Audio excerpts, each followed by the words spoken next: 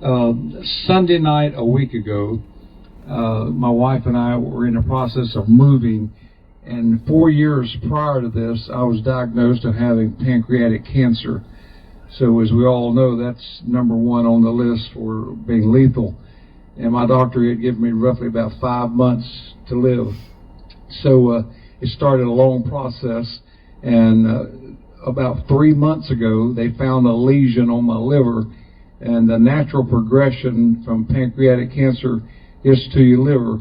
So things really didn't look good, and that was kind of the natural thing to happen. So they wanted to wait 3 months to see how much this lesion would grow and to see if there was anything they could do, or whatever. So that 3 months was coming up Monday a week ago, and my wife and I stopped at a Mexican restaurant in Statesville. Why we did, I'm not real sure, but we pulled in, and they were having some parties, and all the places on the right were all full of people laughing, going on. So we asked, could we sit upstairs a couple steps up? It was closed. They said, yeah, that'd be fine. Says the wait service might be a little slow, but you can go there. So we go up, and they removed the reserve sign.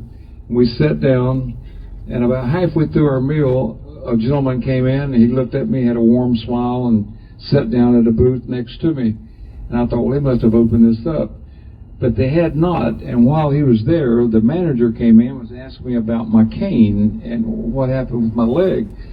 So we were talking about that, and I don't remember how we drifted into the cancer episode, but I filled him in.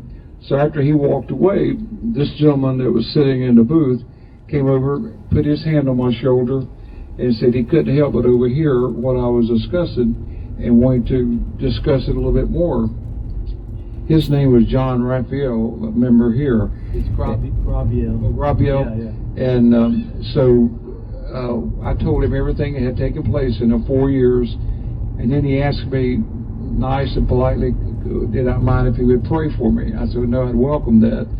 So he grasped my hand, he kept his hand on my shoulder, and during the prayer, he went step by step through all the things that I had really been through and what I was facing the next day.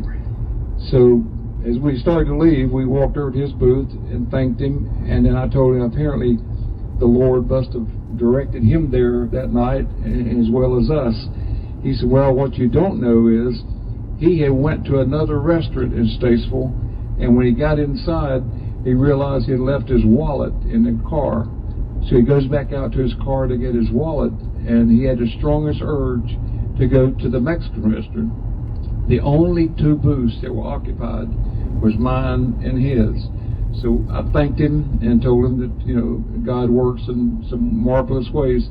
I went on about my way, and the next day I'm at Baptist Hospital, and I do my MRI and my scan, and what I was worried about was how much it had grown and what could they do. And surprisingly, the doctor came in and told me that there was no lesion in sight. It was completely gone. Woo!